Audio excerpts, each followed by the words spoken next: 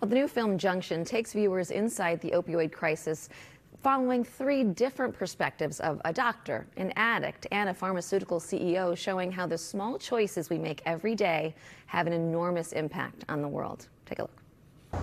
I don't know what to do about the pain now. You know, I just think about ending it all. I don't know. You have to make it stop.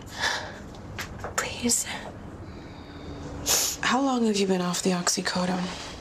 It's been 3 weeks.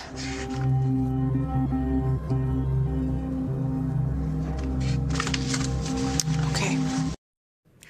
And star Jamie Chung and writer, director, and star of Junction, Bryan Greenberg, join me now. Welcome, both of you. Thank you. I was just saying to you, like, this was hard to watch because it's heavy, it's heartbreaking, but so important for everyone to see, for parents to see especially. I know that, Jamie, you play Katie in this. I'm going to talk to you about kind of everything too, but let's start with you about how kind of she fits into these 3 different perspectives that we're seeing in this film. Yeah, it takes place in 24 hours, 3 characters, and I am in the doctor storyline. You know, she runs a pain relief clinic, and this is in 2017 after the government cracks down on these pill mills. But as you can see, there are seemingly a lot of people who are in a lot of distress, are in a lot of pain, and who need some sort of relief. And the doctors who are put in the tough spot of writing these prescriptions or not, you know, turning people away who are in pain. Yeah.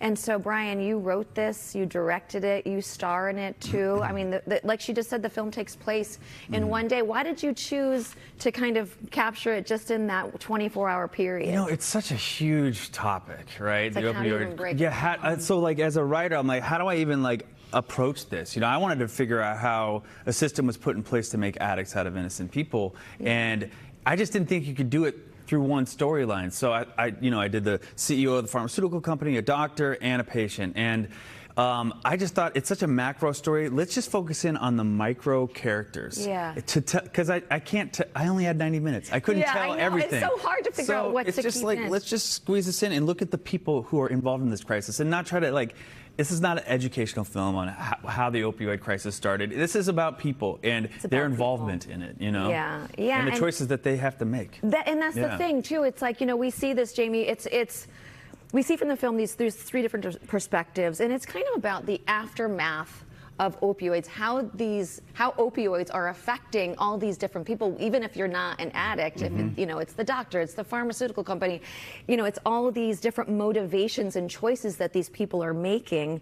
What do you hope? What was your big takeaway from this film? The big takeaway is having the tough conversation, is realizing that this is a very common story for a lot of people. There are so many people affected by the opioid crisis and now fentanyl, unfortunately, and to destigmatize it, you know, and to decriminalize it.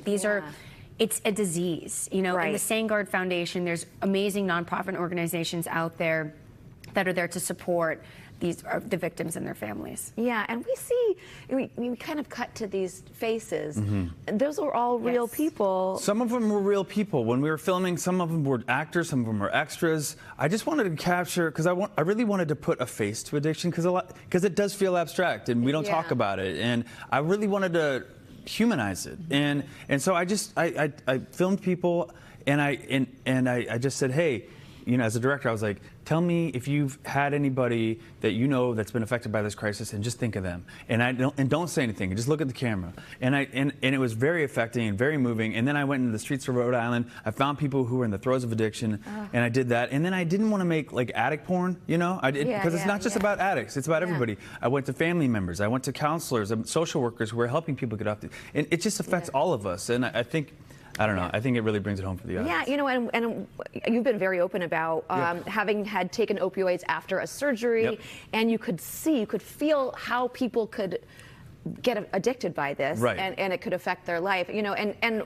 something that you touched on there is that it's not just the addict; it's all the people around. So for you, it's like, you know, this also incorporates how family members are affected by this. So it's, from your perspective, what do you hope family members see from this too? You know, you were mentioning earlier, you made a great point of like, how do we have this tough conversation with our kids? You know, our kids are 2, but I don't think this epidemic is going away anytime soon. You know, it's like, you know, it's to have the conversation of there are other resources and there's other ways to manage pain and to not get hooked on these strong drugs. I really hope that this does change a lot quicker than it does, and I think by getting more of these films out there, more awareness, so that people don't even take them in the first place is probably the key.